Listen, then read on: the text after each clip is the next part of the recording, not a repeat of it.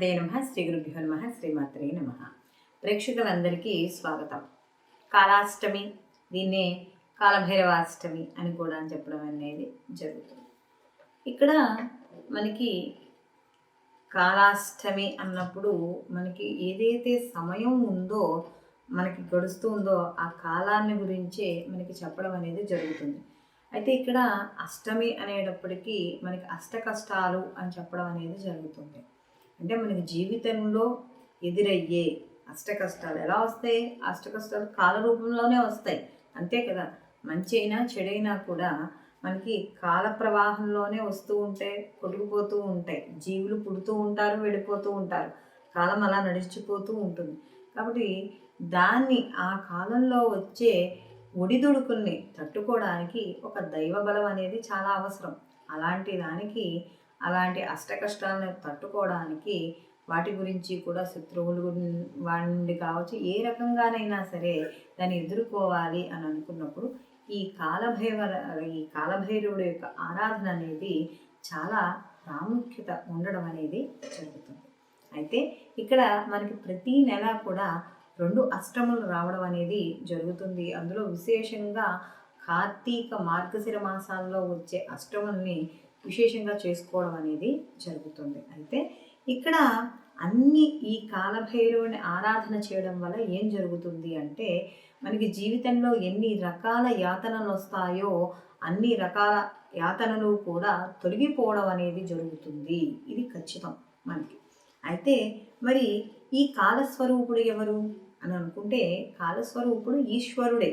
మనకి కాలభైరవ రూపంలో మనకి దర్శనం ఇవ్వడం అనేది జరుగుతుంది. చూడండి, ఎక్కడ శివాలయాల్లో చేసినా, మనం చూసిన మనం పుణ్యక్షేత్రాల దర్శనానికి వెళ్ళినా కూడా ఇప్పుడు మనకి ద్వాదశ జ్యోతిర్లింగాలు కావచ్చు, పంచారామాలు కావచ్చు, లేదా మనకి చుట్టుపక్కల మనం ప్రతిష్ఠించిన పాతగుళ్ళు ఎక్కడున్నా సరే మనకి కాలభైరవుడికి సంబంధించిన ఒక రూపం ఉండడం అనేది, అంటే ఒక విగ్రహం అక్కడ ప్రతి గుళ్ళోనూ ఉండడం కూడా జరుగుతుంది. అందులో విశేషంగా కాశీలో మనకి చెప్పుకోవడం అనేది జరుగుతుంది. అందుకనే కాశీ రావాలన్నా, కాశీ నుండి బయటికి వెళ్ళాలన్నా కూడా మనకి కాలభైరవుడి యొక్క అనుగ్రహము ఎక్కువగా ఉండాలి అని చెప్పడం అనేది జరుగుతుంది.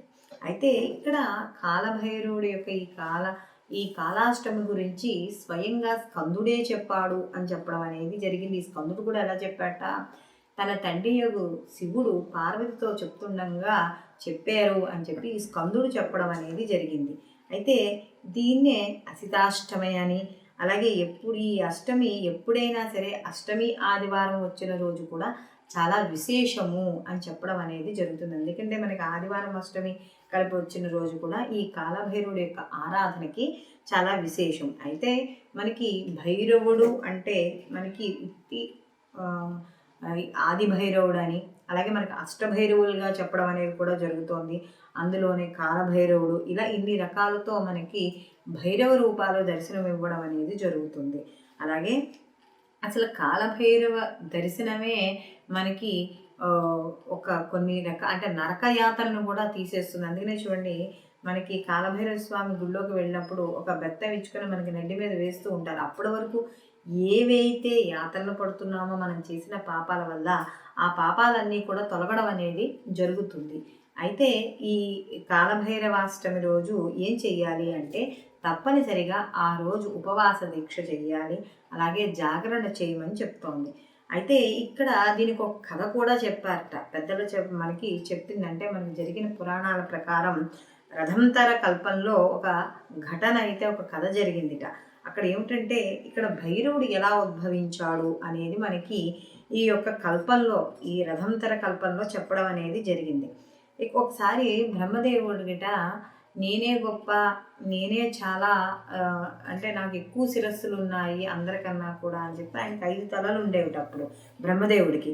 అయితే నేనే గొప్ప అని విర్రవీగుతుంటే అప్పుడు ఈ 5 తలలు ఉన్నాయని అహంకారంతో శివనింద చేయడం అనేది జరిగింది. ఎప్పుడైతే శివనింద చేశాడో, చూడండి, మన ఎవరైనా కోపంతో ఏదైనా ఒక మాట మన అరిచారనుకో, మనం ఏమవుతాం, ఈ కనుబొమ్మలు 2 ఇట్లా ముడుస్తాం మనకి కోపం వచ్చి. అలాగే ఈశ్వరుడు కూడా 2 కనుబొమ్మల్ని ఇట్లా ముడివేశాట. ఆ ముడివేసినప్పుడు ఆ కనుబొమ్మల్లో నుండి ఈ కాలభైరవుడు రావడం అనేది జరిగిందిట.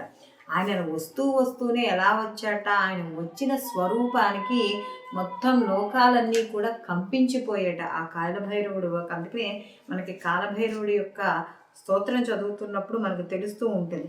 ఆయన రావడంతో సమస్త అంటే మనకి ఏవైతే ఆ పాతాళాలు ఉన్నాయో అవన్నీ కూడా కంపించిపోయేట. లోపల్లో ఉన్న ఈ పాములు అవన్నీ కూడా బయటికి రావడం ఇవన్నీ కూడా జరిగాయి. అసలు ఆయన శిరస్సు ఎక్కడుందో, ఆయన పాదాలు ఎక్కడున్నాయో కూడా ఎక్కడ కనిపించలేదుట. అలాంటి దాంతో వస్తున్నాడంటే ఆయన మొత్తం కూడా వ్యాప్తి చెందాడు కాలభైరవుడు. అయితే ఎలా వచ్చాయట, ఆయన కొన్ని అనంతమైన చేతులతో వచ్చాట. ఆ అనంతమైన చేతుల్లో అనంతమైన అస్త్రాలతో ఆయన నడుచుకుంటూ రావడం అనేది జరిగింది. అయితే ఆయన అన్ని అస్త్రాలతో వస్తున్నా కూడా ఆయన శరీరం మాత్రం చాలా సుగంధభరితమైన పరిమళాలు వెదజల్లుతూ మెళ్ళో రకరకాల పుష్పమాలని ధరించి ఆయన ఆభరణాలతో ధరించుకుని వచ్చాట ఆ కాలభైరవుడు. అయితే ఇక్కడ నుండి ఆయన యొక్క రోమాలు ఉంటాయి చూడండి, మనకి ఏదైనా ఆయన ఫోటోల్లో చూసినా కూడా కనబడుతుంది. ఆయన ఒళ్ళంతా కూడా రోమ అంచితమై ఉంటుంది. ఆ ఒక్కొక్క రోమం నుండి అగ్ని జ్వాలలు వచ్చాయట. ఆ జ్వాలలతో వస్తూ కళ్ళల్లో కూడా చితచితలాడుతున్న కళ్ళు, ఎర్రటి కళ్ళతో ఆయన ప్రళయకాల రుద్రుల్లా రావడం అనేది జరిగింది. అయితే ఎప్పుడైతే అన్ని రకాల ప్రళయకాల రుద్రుడు అంటే ఏమిటి, అన్ని రకాల ప్రళయాలు కలిపి ఒకటై వస్తే ఎలా ఉంటుందో అలాంటి స్వరూపంతో కాలభైరవుడు రావడం అనేది జరిగింది. అంతా ఎప్పుడైతే ఈయన అలా వస్తున్నారో దేవతలు భయపడ్డారట. అలాగే ఆయన శ్వాసకి, వదులుతున్న శ్వాసకి ఆ పైన ఏవైతే గగనమండలంలో విమానాలు వెళుతున్నాయో ఆ విమానాలన్నీ కూడా కింద పడిపోయేట. అంటే ఆయన శ్వాస వదులుతున్నప్పుడు ఆ వీచే గాలి ఆ లోపల నుండి వచ్చేది అంత తీవ్రంగా ఉంది అని చెప్పడం అనేది ఉంటుంది. అలాంటి స్వరూపంలో ఆయన రావడం, ఎప్పుడైతే ఈ స్వరూపంలో వచ్చిన అది ఆ బ్రహ్మ దగ్గరికి వెళ్ళి ఆ అబద్ధం శివుడి మీద నింద వేయడం అనేది చేయడం వల్ల, అబద్ధం చెప్పడం వల్ల ఆ బ్రహ్మగారి యొక్క తలను ఆయన త్రుంచి వేశాట కాలభైరవుడు. ఎప్పుడైతే త్రుంచి వేశాడో ఈ యొక్క ఉగ్రస్వరూపంతో వచ్చాడు కదా, ఆ ఉగ్రస్వరూపాన్ని శాంతింపజేయడానికి విష్ణువు మిగిలిన దేవతలందరూ కూడా ఈ యొక్క స్వామిని స్తుతించడం అనేది జరిగిందిట. ఆ స్తుతించిన స్తోత్రమే మనకి ఈ కాలభైరవ స్తోత్రంగా చెప్పడం అనేది జరుగుతుంది. కాబట్టి ఈ కాలభైరవుడి యొక్క ఆవిర్భావము ఎవరైతే వింటారో, ఎవరైతే చదువుతారో, ఎవరైతే స్మరణ చేస్తారో వాళ్ళందరికీ కూడా శత్రుపీడలు, భయము, భూత ప్రేత పిశాచాల యొక్క నుండి విముక్తి, అలాగే శారీరక రుగ్మతలతో ఎవరైతే ఉన్నారో అవన్నీ కూడా తొలగడం, కాలంలో ఏవైనా అపమృత్యు దోషం ఉంటే అది కూడా తొలగడం, ఇవన్నీ కూడా జరుగుతాయి అని చెప్పడం అనేది జరుగుతుంది. కాబట్టి కాలభైరవాష్టమి రోజు ఈ భైరవుణ్ణి ఆరాధించడం అనేది చాలా విశేషంగా చెప్పడం అనేది జరుగుతుంది. అయితే మన కాశీలో కూడా కొన్ని చోట్ల కాలభైరవుడు ప్రతిష్ఠించిన శివలింగాలు, అక్కడ మనకి లింగమే కాలభైరవ రూపంలో మనకి దర్శనం ఇవ్వడం అనేది కూడా జరుగుతుంది. కాబట్టి మనం మొదట చెప్పుకున్నట్టుగా కాశీ ప్రవేశం కానీ నిష్క్రమణ కానీ తప్పకుండా మనకి చెయ్యాలి అంటే మాత్రం కాలభైరవ యొక్క అనుగ్రహం ఉండాలి. శివునికి మరొక రూపమే మనం కాలభైరవుడిగా మనం చెప్పడం అనేది జరుగుతుంది. మన మీద ఎప్పుడైతే మనం చేసే ఈ కాలభైరవాష్టమి పూజ వల్ల ఎప్పుడైతే ఆ భైరవుడి యొక్క అనుగ్రహం మన మీద ఉంటుందో మన సమస్త దోషాలు, పాపాలు కూడా తొలగుతాయి అని చెప్పడంలో ఎటువంటి సందేహం లేదు. అందుకనే చూడండి, కొంతమంది భైరవారాధన ఎక్కువగా, కాలభైరవారాధన ఎక్కువగా చేస్తారు. వాళ్ళు చేసిన వాళ్ళందరికీ కూడా అష్టసిద్ధులను పొందుతారు కాలభైరవ ఆరాధన చేసేవాళ్ళు. అలాగే ఇది ఇంట్లో హాయిగా చేసుకోవచ్చు. ఆ కాలభైరవ అష్ట పూజ కూడా ఇంట్లో చేసుకోవచ్చు.